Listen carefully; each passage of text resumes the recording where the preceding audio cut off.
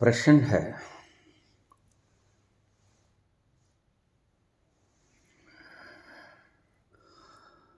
नाम लेने की मनाही है,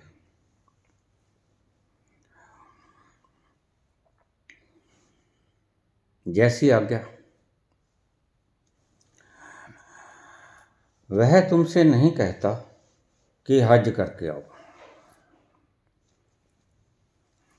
हाजी बनके हाजी का अहंकार मेरे पास लेके आओ। वह ये भी नहीं कहता कि तीर्थ यात्रा करके आओ, तीर्थ यात्रा करके तीर्थ यात्री का अहंकार साथ लेके आओ। तुमसे ये भी नहीं कहता कि सारे शास्त्र पढ़ के आओ, तो तुमसे ये भी नहीं कहता कि अरबों खरबों जाप करके आओ, तप करके आओ, पाठ पूजा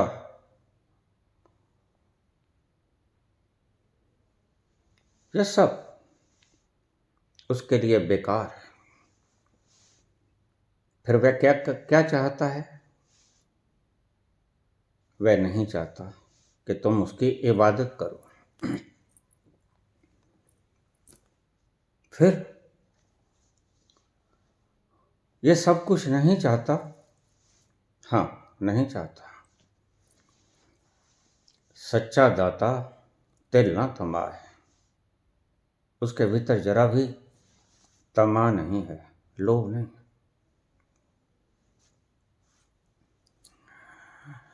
तुम्हारा बच्चा गुम हो जाए, तुम उसकी याद में, उसकी तड़प में दर बदर की ठोकरें खाते रहो। वह आ जाए ऐसी प्रार्थना करते रहो, इच्छा पालते रहो। और क्या तुम ये इच्छा रखोगे कि वह जब आए तुम नहा धो के आए, अच्छे वस्त्र पहन के आए, बेल्ट शर्ट लगा के आए, टाई लगा के आए? तुम कहोगे लिबड़ा तिबड़ा, नाक जलता हुआ, लार गिरता हुआ, उलझे उलझे से बाल, चेहरे पर बेरोने की, आंखों में आंसू। चलेगा, सब चलेगा, लेकिन मेरा बच्चा वापस आ जाए। इसके सिवा अगर तुम चाहोगे तो मुझे कमेंट बॉक्स में जरूर लिख लेना। व्यर्थ के जो कमेंट करते रहते हो, उसकी बजाय आज मैं कमेंट मांगता हूं। तुम चाहोगे कि वह लिबड़ा तिबड़ा आ जाए, लेकिन आ जाए? क्या चाहोगे पेंट सूट डाल के आए, टाई लगा के आए, हैट शर्ट पहन के आए, फिर आए? तो मुझे कमेंट में आज लिख देना, आज मैं कमेंट मांग रहा हूं तुमसे। प्रश्न पूछा है, और जिसने पूछा है वह सुन भी रहा होगा।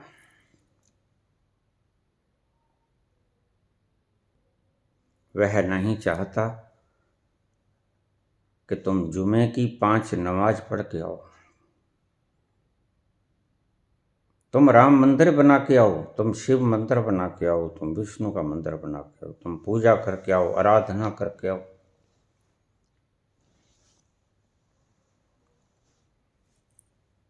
नहीं, वह नहीं चाहेगा।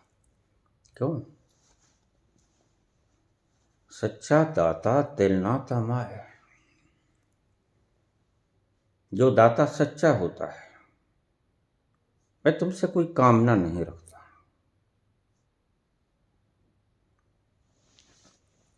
वह एक कामना रखता है, क्या? बता दूं क्या लाना, तुम लौट के आ जाना, ये छोटा सा नजराना पिया याद रखोगे कि भूल जाओगे, याद रखोगे कि भूल जाओगे। बता दूं क्या लाना, तुम लौट के आ जाना, ये छोटा सा नजराना पिया याद रखोगे कि भूल जाओगे, याद रखोगे। बस तुम आ जाना, तुम लौट के आ जाना, ये छोटा सा नजराना पिया याद रखोगे कि भूल जाओगे।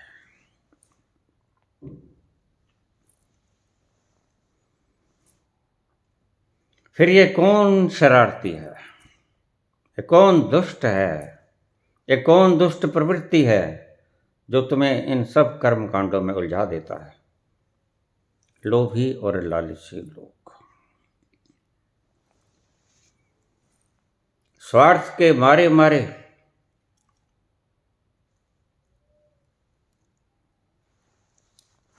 ये लोभी लोग तुम्हें कहते हैं 5 नाम जपो,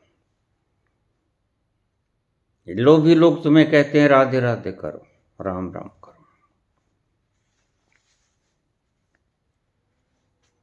लोभी कहते हैं हज यात्रा करो, मक्का जाओ, मदीना जाओ।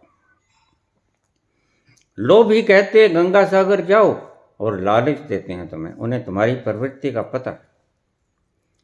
तुम लालच से काबू में आ जाते हो।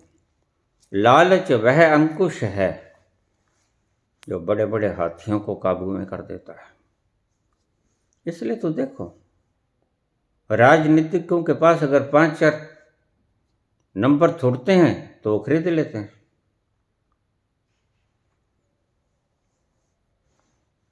वो जानते हैं कि जो व्यक्ति राजनीति में आएगा सब बिकाऊ हैं और बिक ही जाएगा, कमती में बत्ती में। कोई गद्दी लेके बिक जाएगा, कोई पैसा लेके बिक जाएगा, लेकिन बिक जाएगा क्योंकि जो कोठे पे आ गया वो शरीर बेचने के लिए आता है। जो राजनीति में आ गया वह बिकाऊ माल होता है, ये अच्छी तरह से जानते हैं, ये खुद बिके हुए हैं। अपना अनुभव भला कौन याद नहीं रखता? तो ये जानते हैं कि बिकने के लिए आए हैं, बिकने वाले घोड़े हैं, बिक ही जाएंगे, बखूबी जानते हैं। इसलिए शतरंजों का जाल फैला लेते हैं।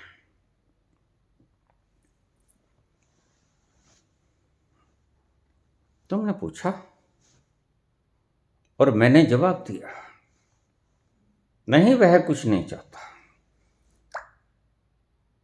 और एक उदाहरण भी दिया, एक शब्द भी कहा बाबा का, सच्चा दाता तिल ना तंबा है।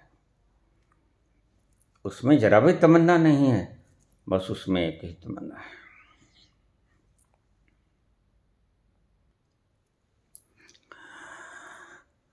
वेद विनाशनम नित्यम ज एनम जम व्ययम कथम सपुरुषः पार्थकम घातयति हन्तिकम्। हे प्रथानंदन, जो मनुष्य इस अशरीरी को, शब्द देखना क्या बोला है, अशरीरी, जो शरीर से दूर, शरीर में विराजमान है, जो शरीर नहीं है, शरीर के भीतर बैठा है, जो अशरीरी है। हे प्रथानंदन, जो मनुष्य इस अशरीरी को अविनाशी, नित्य, जन्म रहित और मरण रहित अव्यय जानता है, वह कैसे किसको मारे और कौन उसे मार सकता है।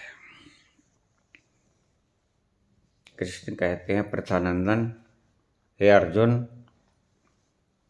ये व्यर्थ की बातें हैं, तुम कंप रहे हो, मैं उनको मारूंगा, कैसे मारूंगा। कृष्ण कहते हैं, इस अशरीरी को एक शब्द बोलते हैं जहां, जो जान गया क्या, अव्यय, जन्म मरण से रहित।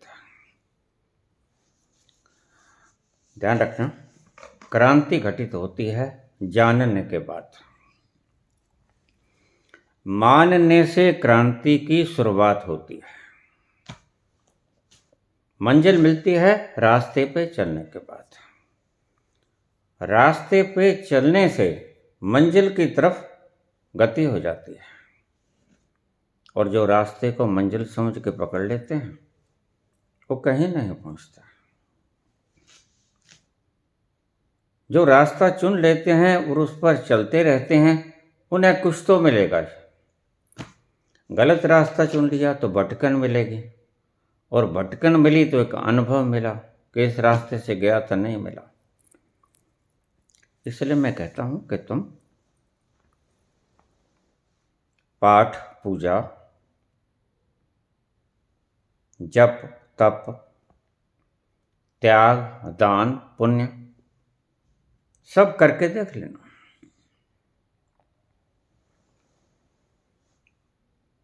सब करने के बाद भी तुम्हें गली बंद नजर आए, आगे कहीं मार्ग ना मिले, तो तुम्हें एक बात समझ आ जाएगी कि इनसे मिलता ना। करके जरूर देखना, मैं रोकता नहीं तुम्हें। रोकता इसलिए नहीं कि मैं बेखूबी जानता हूं, इस रास्ते से कभी किसी को मिला नहीं,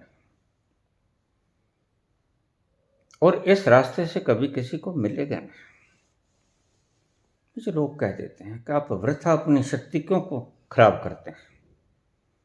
मैंने कहा, तुम गलत समझे, मैं शक्ति को कहां खराब कर रहा हूं। आंखों वाला अगर अंधों को यह नहीं बताएगा you are on the wrong way, कि तुम गलत रास्ते पे चल रहे हो, तो क्या वो सही आंखों वाला है? फिर तो उसकी आंखों पे भी संदेह करना बनता है। अगर आंखों वाला गलत रास्ते पे चलते हुए व्यक्ति को ये चेतावनी ना देगा, ये वार्न ना करेगा कि देखो भाई, तुम्हारी आंखें नहीं और मैं देख रहा हूं, जिस राह पे तुम चल रहे हो वह गली बंद है भाई,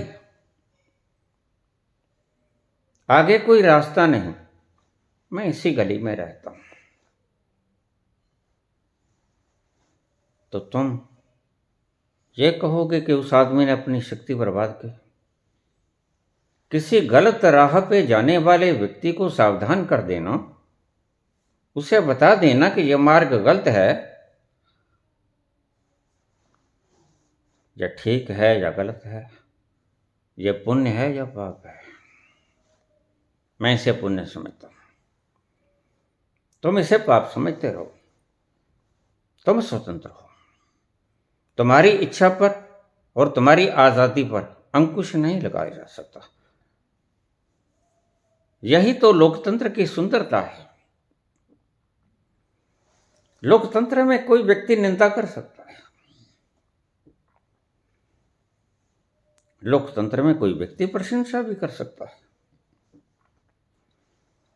यह तो तानाशाही में ना तुम निंदा कर सकते हो ना प्रशंसा कर सकते हो, या सिर्फ प्रशंसा ही प्रशंसा कर सकते हो। भगवान कृष्ण कहते हैं, पार्थ, जो इस अशरीरी को, जो शरीर के भीतर विद्यमान है, उसको ऐसा जान लेता है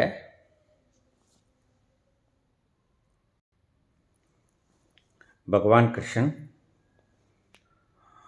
अव्यक्त को व्यक्त करने की कोशिश कर रहे हैं। जो व्यक्त किया नहीं जा सकता उसको व्यक्त करने की कोशिश कर रहे हैं। जो बोला नहीं जा सकता उसको बोलने की कोशिश कर रहे हैं। और अंत में सभी संत, सभी अवतार हाथ उठा देते हैं उसकी विराट संरचना के आगे। कोई संत हो, कोई फकीर हो, कोई अवतार हो, कोई पैगंबर हो, हाथ उठा देते हैं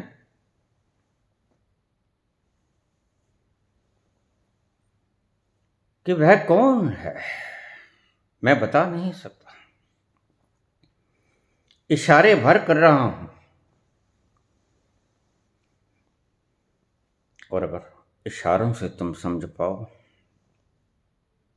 तो राज की बात है, राज जो उगाड़ा न जा सके। इशारों को अगर समझो, राज को राज रहने दो। अच्छा है अगर तुम जिद न करो कि कोई बोल के तुम्हें बतला ही दे, पूरा का पूरा बतला दे, नहीं बतलाया जाएगा। तुम उससे झूठ बुलवाओगे, तुम उसको झूठ बुलाने की प्रेरणा दोगे। वह बोला नहीं जा सकता। ज्यादा से ज्यादा मुझे लोग पूछ लेते हैं वह कैसा है। वह खुशी का सागर है, वह आनंद से भरा खजाना है। गम उसके पास नहीं फटकता, घाव उसे नहीं होता, बीमारी उसे नहीं होती, पीड़ा उसे नहीं होती। वह पीड़ा का दृष्टा है, चिंताओं का वह दृष्टा है, वह तुम्हारी सभी क्रियाओं का दृष्टा है। तुम सो जाते हो तो भी वो जागता है, वो सिर्फ साक्षी है। आठों पहर साक्षी है। तुम कोई भी कर्म करो, तुम सो, तुम जागो, तुम कुछ भी करो, वह निरंतर देखता रहता है। वह साक्षी है, आनंद का स्वरूप है और खुमारी का स्वरूप है। बेसुधी का आलम है वो, सुगंधियों का बाग है वो। क्या क्या उपमा करूं उसकी, कितनी भी उपमा करूं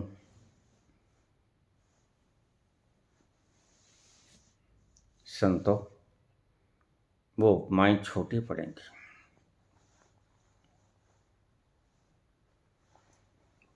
उसकी उपमा की ही नहीं जा सकते। और जो कोई उसकी उपमा करता है वह सटीक उपमा नहीं होती,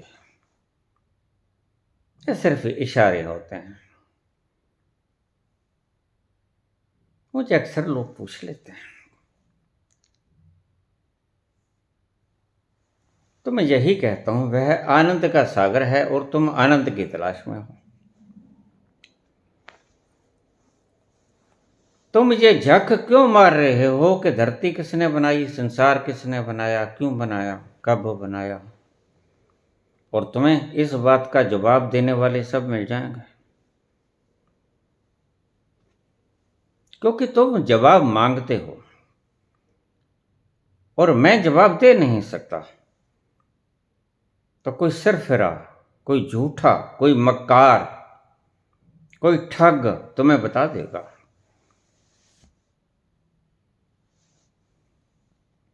बिल्कुल बता देगा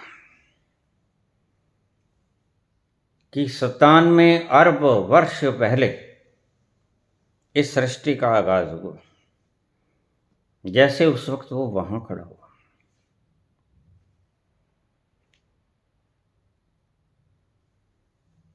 उसने संकल्प किया, एको अहम बहुश्यामी।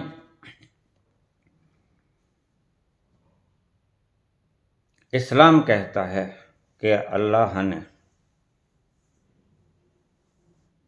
संकल्प किया, हो जा, तो सृष्टि हो गई।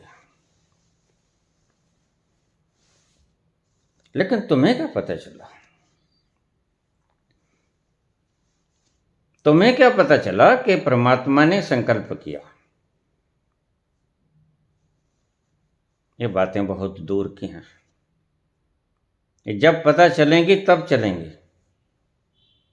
उससे पहले तुम अपनी खोपड़ी को खुजलाने की चेष्टा मत करो। दो टूक बात है, तुम आनंद की तलाश में हो, तुम दुखी हो। तुम तो बात वो करते हो, बठिंडा स्टेशन के ऊपर कोई अंग्रेज आया था, उसके पास लगेज था।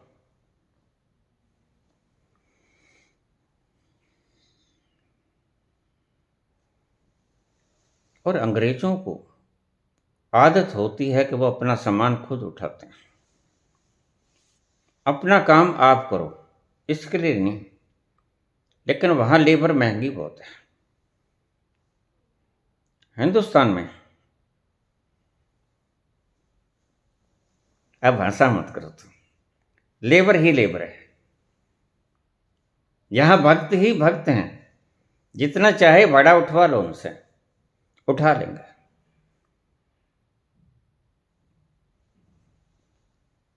लेकिन अंग्रेजों में महंगी है लेबर, यहां मेरे पास आ जाते हैं, अंग्रेज भी आ जाते हैं, नीदरलैंड से आ जाते हैं, कनाडा से, ऑस्ट्रेलिया से, नॉर्वे से, ऑस्ट्रिया से,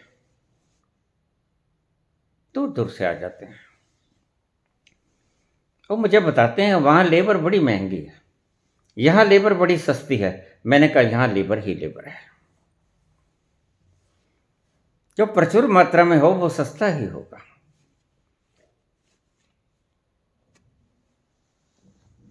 यहां राज करने वाला तो कोई एक दो ही होता है, और वो एक दो ही रहता है। शब्दों पर गौर फरमाया करो। राज करने वाला एक दो ही होता है और एक दो ही रहता है। वो कैबिनेट पे राज करे या जनता पे राज करे, राज वही करेगा जब तक मर ना जाएगा। मरेगा तो दूसरे के लिए जगह खाली करेगा, उससे पहले नहीं। उससे पहले वह नहीं छोड़ता, मैं कौन नहीं छोड़ू। अब क्या करेंगे इसका? तुम गद्दी को नहीं छोड़ो तो फिर कोई क्या करेगा? चोरी से, हेरा फेरी से, इसको बस में कर, उसको बस में कर। वह जीत ही जाएगा, वह जीतना ही चाहता है। और राजा अगर जीतना चाहे तो ध्यान रखना, जीत ही जाया करता है। क्यों? क्योंकि सब पावर उसके पास। ईमानदार लोग गद्दियां छोड़ देते हैं,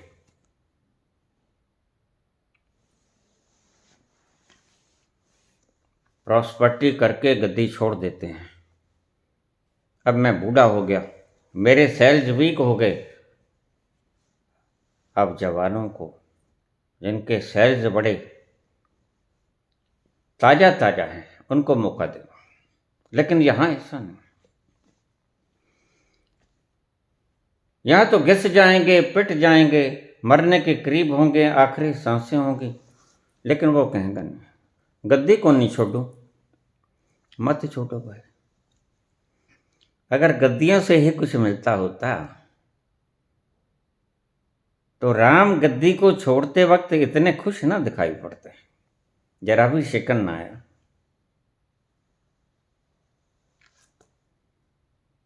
न रोए, न चिल्लाए, न कोई उत्पात मचाया। लक्ष्मण ने बड़ा उत्पात मचाया। मैं राम जी का रोल किया करता था। तो जब आज्ञा होती है महाराज की, कैकेयी कहती है कि महाराज ने राम तुम्हारे लिए 14 वर्ष का वनवास नियत किया है, और मेरा पुत्र भरत 14 वर्ष तक राज करेगा। यह महाराज का आदेश है। और दशरथ पास पड़े हाथ हिलाते रहते हैं। मैंने नहीं कहा। ये कल मुही, ये कुलक्षणी, ये कुल घातनी, गालियां देता है दशरथ। ये वंश को, रघुकुल को नाश करने पे तुली हुई है। तो मत जाना बेटा, मेरा कोई फरमान नहीं। लेकिन कुछ तो राम की भी इच्छा थी। राम भी चाहते थे कि राज में क्या पड़ा है, और राज कहां कर पाए। राज करना उसके बस की बात ही नहीं थी। एक बात बता दूं, हृदय के अंदर ले जाना। कोमल चित्त दूसरों पर अधिकार नहीं कर सकता। दूसरों को स्वतंत्रता तो दे सकता है, गुलाम नहीं बना सकता। कोमल चित्त, दुष्ट चित्त राज करेगा सिर्फ। आज थोड़ा ज्यादा हो गया है ना राजनीति में। चलो कोई बात नहीं, दूसरी तरफ चलते हैं। भगवान कृष्ण कहते हैं कि अशरीरी के पास कोई आंच नहीं पहुंचती, कोई शस्त्र नहीं पहुंचता, कोई वायु का तूफान, कोई पानी की बाढ़ जहां नहीं पहुंचती, मृत्यु तक वहां नहीं जाती। जो खिला हुआ है सदा, आनंद से महकता हुआ, फुलकारियां ही फुलकारियां हैं। झूम झूम जाता है हर पल, तरन्नुम उठते हैं उसके हृदय से, भीतरी कोनों से, और वह गुनगुनाता है।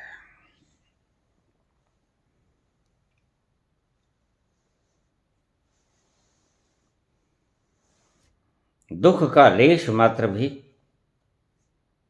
उस तत्व के पास नहीं पहुंचता जिसकी बात भगवान कृष्ण करते हैं इस श्लोक में।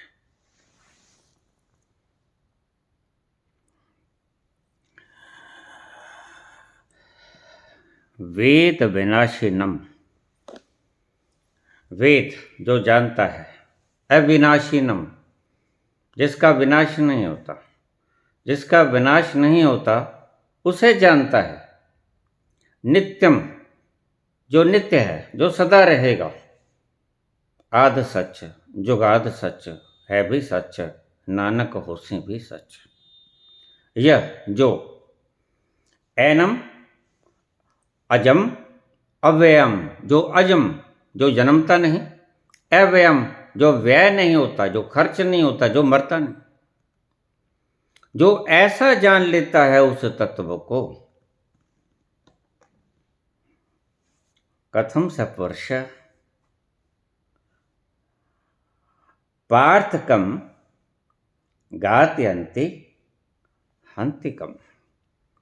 हे पार्थ, जो जान लेता है कि वो कभी मरता नहीं, कभी घटता नहीं, कभी खर्च नहीं होता, तो बता वह किसको मारेगा और कौन मरेगा। अंत तक भगवान कृष्ण समझाने की चेष्टा करते हैं अर्जुन को। कितने सुंदर शब्द हैं, शायद तुम्हारी भी समझ में आ जाए। जिसने गीता का एक श्लोक भी नहीं सुना कभी, वह भी इन शब्दों को सुनकर गीता का डीप अर्थ समझ लेगा कि वह कभी मरता नहीं, वह नित्य है, वह जन्म भी नहीं लेता, वह खर्च भी नहीं होता। तो जरा सोच, जब कोई मरता नहीं तो तू उसे मारेगा कैसे? तू उसे मारेगा कैसे? तू उसे मरवाएगा कैसे? तेरे पास कोई चारा नहीं अर्जुन, तू व्यर्थ की बात कर रहा है। ये मरने मारने की बातें तेरी व्यर्थ हैं, फजूल हैं, इनको भूल जा, ये ठीक नहीं है। और मैंने आपसे पहले भी कहा कि कृष्ण तैयार कर रहे हैं, कृष्ण अर्जुन को तैयार कर रहे हैं उस मुकाम पर आने। सुन सुन के उन बातों को वह तैयार हो जाएगा कृष्ण की सही बात सुनने के लिए। और जब वह तैयार हो जाएगा, वह अपने आप को कृष्ण की शरण में छोड़ देगा। अभी कृष्ण की शरण में उसने छोड़ा नहीं है, अभी सिर्फ शब्दों से कहा है कृष्ण को कि मैं तेरी शरण में हूं। लेकिन ध्यान रखना, अभी आत्मा से कहना बाकी है, अभी शब्दों से कहा है। कार्पण्य दोषोपहत स्वभाव पृच्छामि त्वाम धर्म सम्मूढ़ चेतः यच्छ्रेयस्यानिश्चितं ब्रूहि तन्न में, क्या कहते हैं, शिष्यस्ते अहम, मैं तुम्हारा शिष्य हूं। शादि माम त्वम प्रपन्नम, मैं तुम्हारी शरण में हूं, मुझे रास्ता दिखलाओ जो श्रेष्ठकर है, धर्म के अनुसार है, अधर्म नहीं है, मैं पाप नहीं करूंगा।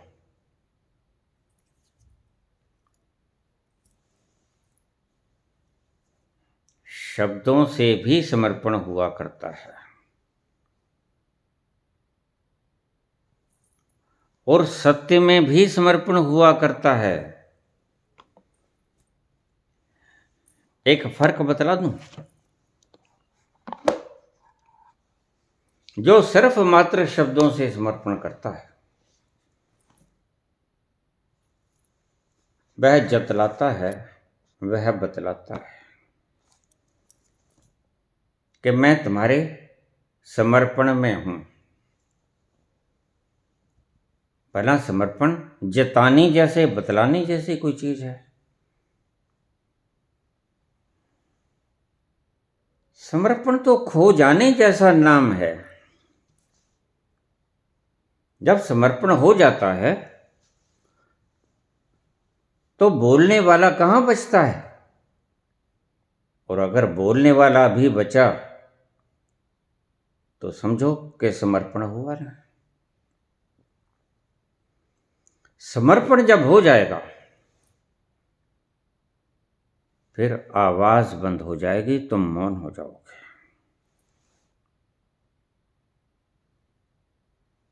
फिर तुम बोल ना सकोगे, बोलती बंद हो जाएगी।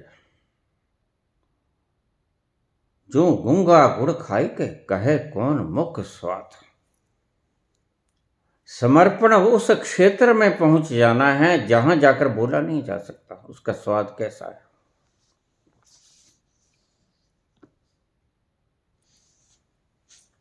जिसको समर्पण हो जाता है, ऐसा ही प्रेम भी है।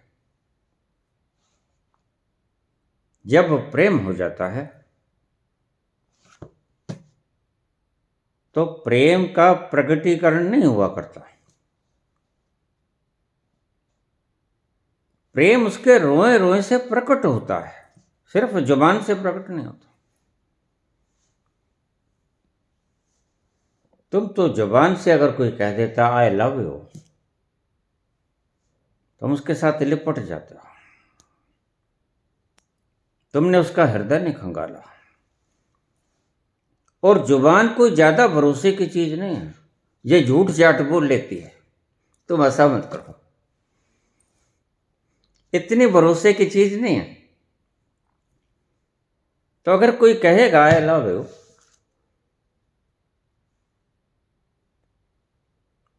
जुबान कोई इतनी भरोसे की चीज नहीं है। भरोसा तो युधिष्ठिर का बहुत था अपनी जुबान के, मैं सत्य बोलूंगा,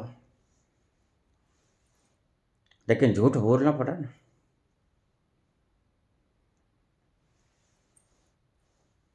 हतो अश्वत्थामा नरो किंबा किंजर कुंजरो। जुबान का इतना ज्यादा विश्वास मत करना।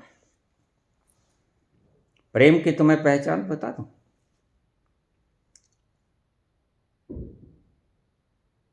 प्रेमी तुम्हें देखता ही जैसे ईद में गले से लगते, बोलेगा कुछ नहीं, गले से लगा देगा, तुम्हें अंतर समाहित करने की चेष्टा करेगा, जैसे बरसों से प्यासा हो।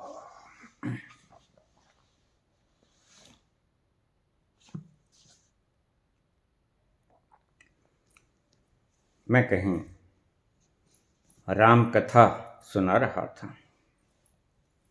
भरत के प्रसंग पे थोड़ा ज्यादा वक्त ले लेता था, सीता विरलाप पे, लक्ष्मण मूर्छा पे ज्यादा वक्त ले लेता था, वनवास पे भी ऐसा ही होता था।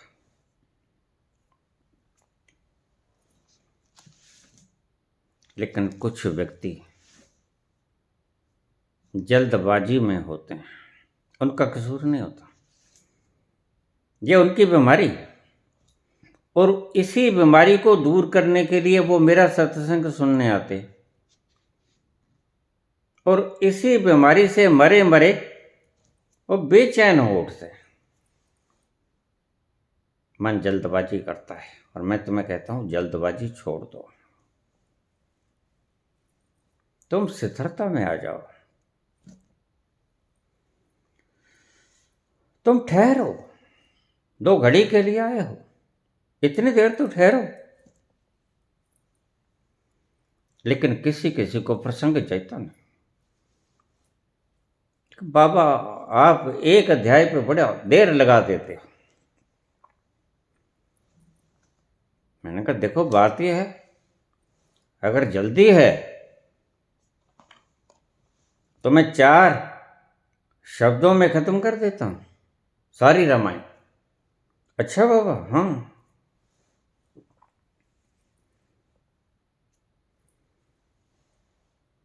अच्छा चलो फिर करो। मैंने कहा देखो मैं हरियाणवी हूं, एक तो राम, एक तो रामड़ो, ऊना उसकी बीन चुरा ली, ऊना उसको फूक दियो गावड़ो। अब मेरे मुंह की तरफ देखने लगे, कहते अब बस खत्म हो गया, रामायण खत्म तो हो गई। एक छोटी सी रामायण कहा करते थे हम,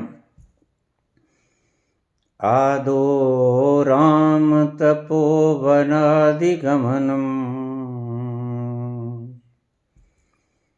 हत्वा मृग कांचनम वैदेही हरणम जटायुमरुणम सुग्रीव संभाषणम तत्पश्चात् रावण कुंभकर्ण आदि हननम एतदि रामायणम। यह रामायण हो गया। ये जल्दबाजी का प्रसंग नहीं, तुम्हारी बीमारी का इलाज हो रहा है, और बीमारी का इलाज कराते हुए धीरज नहीं खोना चाहिए। इसलिए मैं कहता हूं धीरज कभी मत खोना। धैर्य और प्रतीक्षा, प्रतीक्षा करना कि कब मैं स्वस्थ हो जाऊंगा, कब रोग नाश हो जाएगा, और धीरज रखना कि देर चाहे कितनी भी लगे, लेकिन मैंने स्वस्थ होना है, स्वयं में स्थित होना है। तुम्हारे मन की तो प्रवृत्ति ही यह है, वह तो भटकता ही रहता है। जब आओगे तो भटकते हुए मन से आओगे, निश्चित, मुझे पता है। लेकिन मेरा काम है इस भटकते हुए मन को लगाम देना, नथ डालना। संत का यही काम होता है। तुम पीड़ित हो तुम्हारे मन से, या मन तुम्हें पता नहीं कहाँ कहाँ दौड़ाता है, और अब भी मैं बोल रहा हूं तो पता नहीं तुम कहाँ कहाँ की सैर करके लौट आए। तभी तो बाद में कहा करते हो बाबा, प्रश्न पूछते हो भाई, इसका जवाब तो मैंने दे दिया। निश्चित ही उस वक्त तुम कैलिफोर्निया की सैर करने गए थे, मैं जानता। किसी प्रेमिका के गले में आगोश में लिए बैठे थे। निश्चित ही उस वक्त तुम कल्पनाओं के जाल में खोए हुए थे।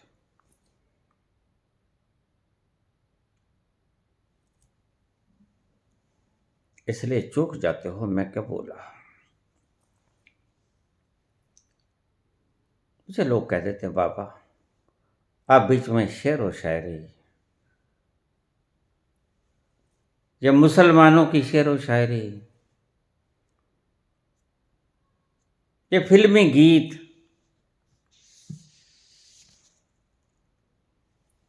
ये सिर्फ तुम्हारे भटकते हुए मन को जब मैं देखता हूं वासी आनी शुरू हो गई तो मैं गीत गुनगुना देता हूं।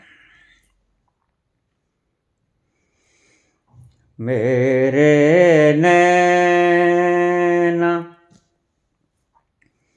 सावन भादो,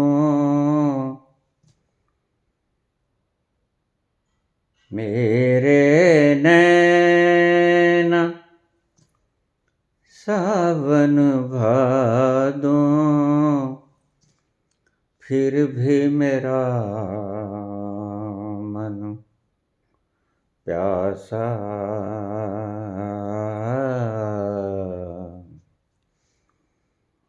फिर भी मेरा मन प्यासा।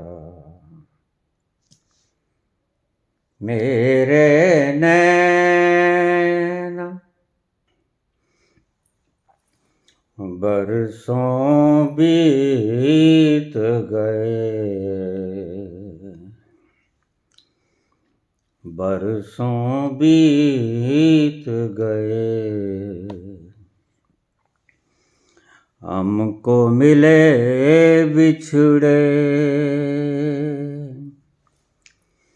बिजुरी बन कर गगन में चमके, बीते समय की रेखा मैंने तुमको देखा। ओ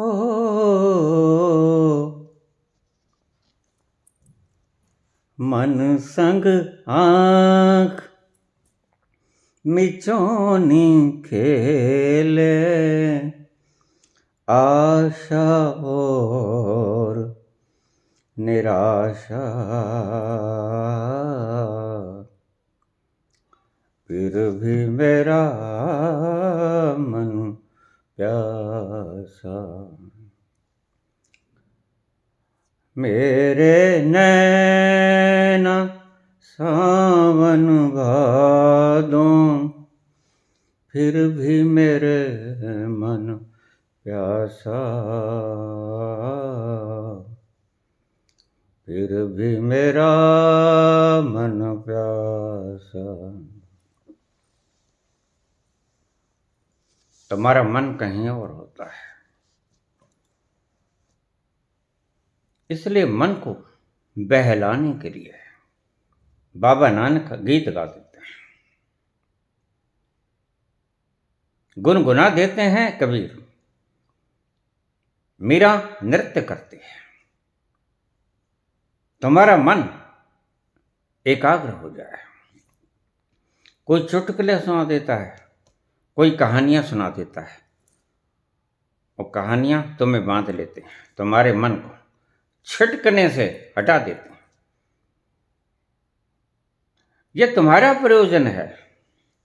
हमें न गाने का शौक है, न बोलने का शौक है।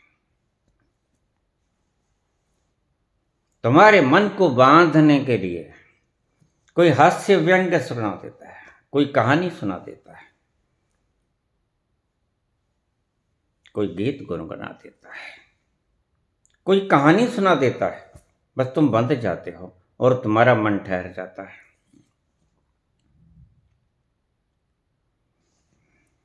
बाबा नानक के जीवन की घटना।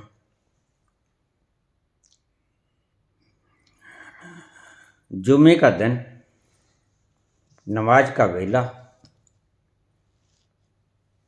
और नवाब ने कहा, आप एक ही ईश्वर की बात करते हैं, आज जुमे की नमाज पढ़नी है, आओ चले। नमाज तुम भी पढ़ लेना। बाबा बोले, हाँ पढ़ लूंगा, एक शर्त है, बशर्ते कि तुम भी नमाज पढ़ो। तो मैं भी पढ़ लूंगा, क्या दिक्कत है।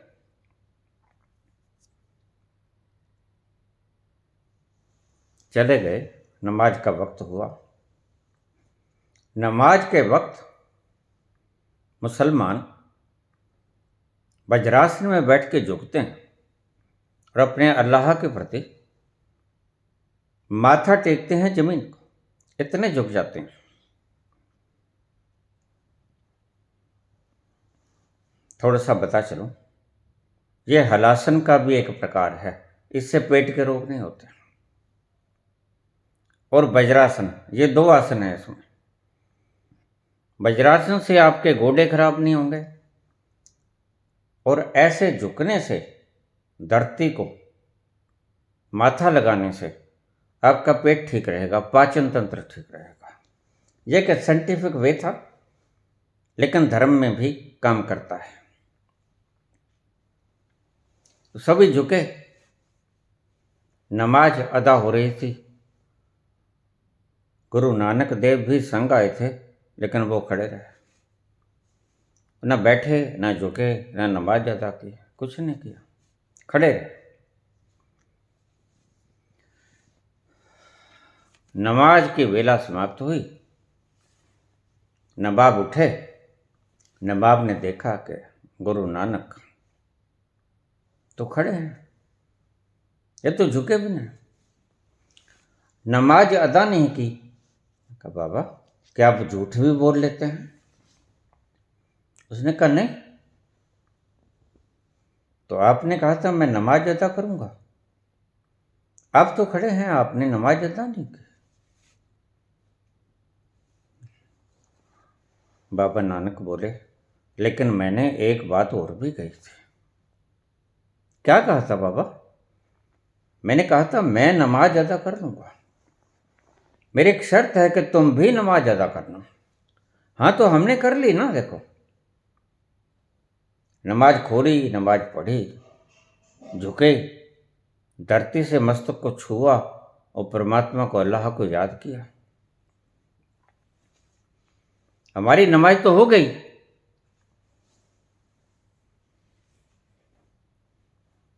वही जो बात मैं कह रहा था, बाबा नानक ने कही, हजूर आप कहाँ नमाज पढ़ रहे थे? आप तो पेशावर में घोड़ा खरीद रहे थे, आपका घोड़ा चुरा लिया गया था। आपको फिक्र थी घोड़े की कि नमाज पढ़ने के बाद जल्दी से पेशावर जाऊंगा और घोड़ा खरीद के लाऊंगा। आप नमाज की वेला में पेशावर में खड़े खड़े मोल भाव कर रहे थे घोड़ों का। कहाँ नमाज पढ़ी आपने?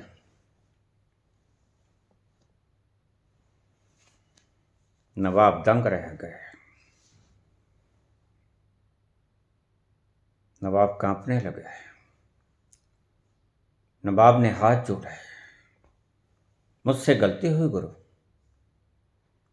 वाकई ही मैं नमाज अदा करते वक्त पेशावर में घोड़े ही खरीद रहा था, मोल भाव कर रहा था। एक घोड़ा पसंद आ गया था, उस पर थोड़ा सा रस्सा कसी चल रही थी। तुम भी ऐसा ही करते हो।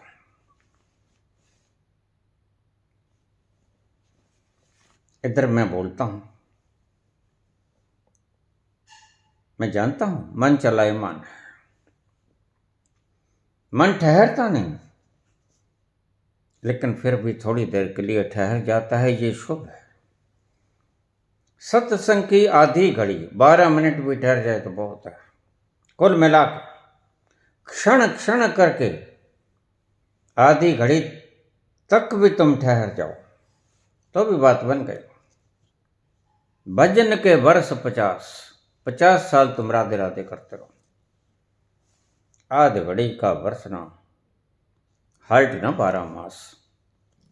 वो 50 साल का भजन राम राम राधे राधे कृष्णा कृष्णा तुम्हें कोई काम नहीं करेगा। आधा घड़ी का सत्संग तुम्हें काम कर जाएगा।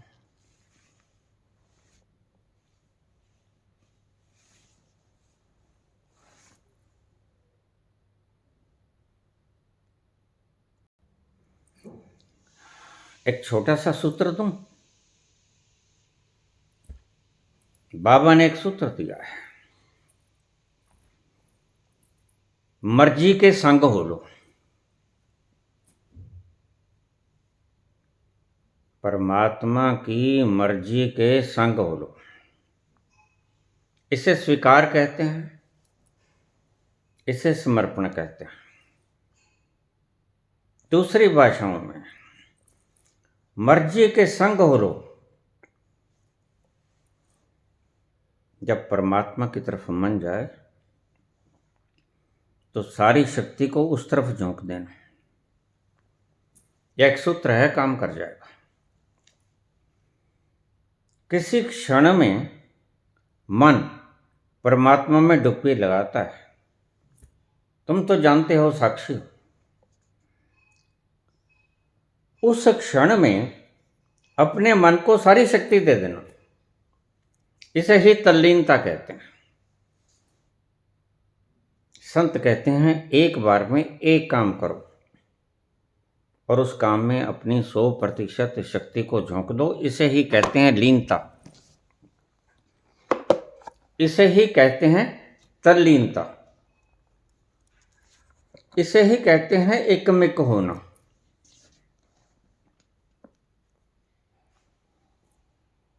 ये एक सूत्र है।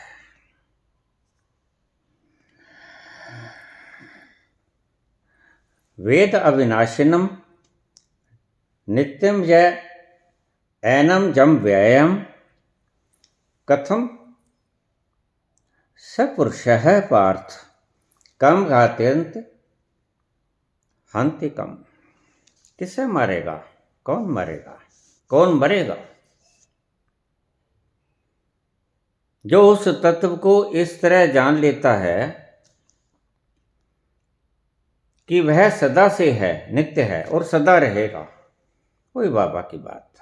आद सच जुगाद सच, है भी सच नानक होसी भी सच। अगर ये बात अनुभव से आ जाए, है भी सच होसी भी सच, अगर ये बात अनुभव में आ जाए, सदा से है, था, रहेगा, ये शब्दों में बात ना रहे, ये तुम्हारे अनुभव से बात प्रकट हो, ये शब्द तुम्हारा अनुभव बन जाए कि वह मरता नहीं, सदा है, तो तुम्हें और कुछ करने की आवश्यकता नहीं। कि सब उसके पीछे पीछे चलाएगा। शांति, आनंद, खुशबू, मदहोशी, खुमारी, छाया की तरह जैसे तुम्हारे पीछे छाया चली आती है। इस चीज को जान लो। कैसे जानोगे? फार्मूला वही है।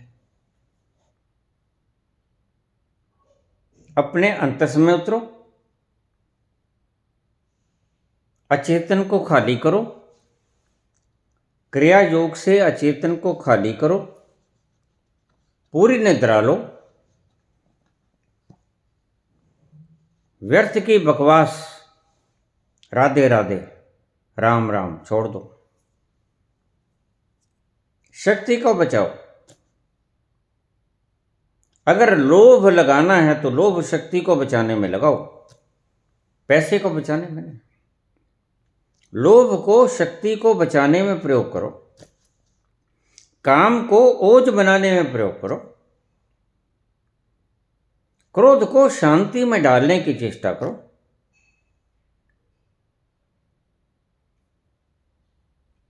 ये सभी विकार जिन्हें तुम कहते हो, अगर इनकी ऊर्जा को रूपांतरित कर दिया जाए विरोधी चीजों में तो ये अमृतदायिनी बन जाते हैं। ये तुम्हें उस स्थान पे ले जाएंगे जहां तुम स्वयं बैठे हो। तुम स्वस्थित हो जाओगे, उसे ही स्वस्थ कहते हैं। तुम बीमार व्यक्ति को कहते हो अस्वस्थ, और तंदुरुस्त व्यक्ति को कहते हो स्वस्थ। नहीं, कृष्ण कहते हैं स्वस्थ वो जो अपने में स्वस्थित हो जाए। स्थिति प्रज्ञा, जो अपनी प्रज्ञा में स्थित हो जाए। प्रज्ञा ही स्वस्थ है।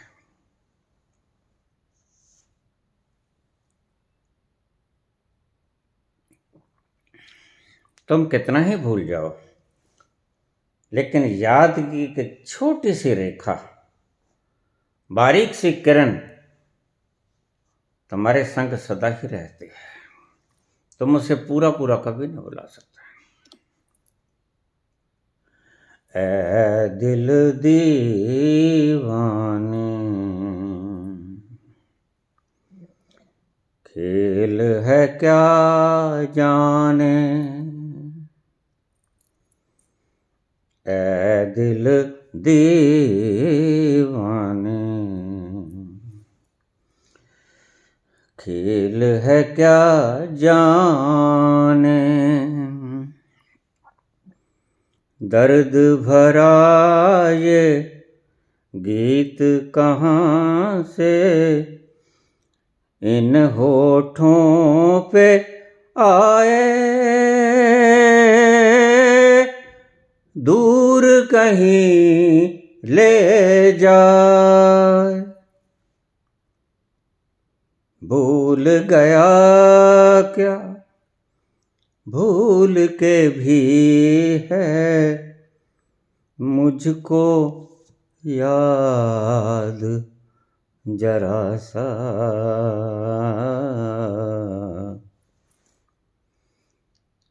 भूल गया क्या, भूल के भी है मुझको याद जरा सा, फिर भी मेरा मन प्यासा, मेरे नैना सावन भादों, फिर भी मेरा मन प्यासा, फिर भी मेरा मन प्यासा। मन प्यासा ही रहेगा जब तक मन उस ज्योत में समा नहीं जाएगा। मन तू ज्योत स्वरूप है, अपना मूल पहचान। मन को विलीन कर देना है, किसमें? उस ज्योत में। तो फिर मन उसका अखंड रूप बन जाएगा। मन वो धारा है जो सागर में लहरा रही है, और उस धारा को सागर में विलीन कर देना है, अतल गहराइयों में ले जाना है उसे। तब तुम जान पाओगे भगवान कृष्ण कहते क्या है। कौन मरेगा, कौन मारेगा? वह नित्य, वह अजन्मा, सदा से है, अब भी है, फिर भी रहेगा, कभी नहीं बदलेगा, कभी नहीं मरेगा। बस उसे ही जान लो, जान लो। मानने से शुरू कर दो। मैंने तुम्हें एक बात समझाई है, मानना उसको शुरू करो जो सत्य है। ए अनार है, बिल्कुल है, तो मान लो। कोई कहे कि ए भालू है, मत मानो। ए भालू नहीं है, और मैं अगर निंदा करता हूं जिसे आप कहते हो, वो निंदा नहीं होती।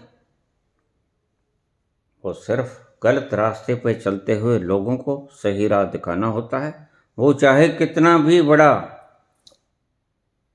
तुम्हारा पूज्य क्यों ना हो। मैं आंखों वाला हूं, और अंधों को चलते हुए देखता हूं तो बोलूंगा। मेरे बोलने में कोई बाधा ना बने। वहां पहुंच जाओ जहां तुम्हें पता चल जाए, और देखो, राधे राधे कहने से तुम्हें वो पता नहीं चलेगा कि तुम शाश्वत हो। राधे राधे कहने से तुम मूर्छित हो जाओगे, तुम बेहोश हो जाओगे। राधे राधे कर लो कि शराब पी लो या सो जाओ, तीनों एक ही बातें हैं। मैंने कल के प्रवचन में कहा था, ये तीनों मूर्छा दायिनी हैं। तुम्हारी शक्ति नष्ट कर देते हो तुम। और राधे राधे से करो, चाहे शराब पी के करो। मूर्छित हो जाते हो तुम, चाहे नींद में चले जाओ। ये तीनों चीजें मूर्छा हैं, और मूर्छा से वो मिलता नहीं। कितना ही लोग तर्क कर लें, कितना ही तुम्हारे साधु संत न्याय कर दें, तर्क दे दें, लेकिन उनके तर्क बिल्कुल बेकार। अब कल ही मुझसे कोई कह रहा था कि स्वामी जी कहते हैं नहीं, वो मौन से भी मिल जाता है। तो मैंने कहा फिर ये बताओ कि शोर से भी मिल जाता है? अगर अब तुम लकीर पे आ गए हो कि नहीं वो मौन से भी मिल जाता है, तो भी का क्या सवाल हुआ? भी का सवाल तो ये हुआ कि वह शोर से भी मिल जाता है। ऐ दिल दीवाने, श्री कृष्ण गोविंद हरे मुरारी। हे नाथ नारायण वासुदेवा, श्री कृष्ण गोविंद हरे मुरारी। हे नाथ नारायण वासुदेवा, पितमात स्वामी सखा हमारे, पितमात स्वामी सखा हमारे।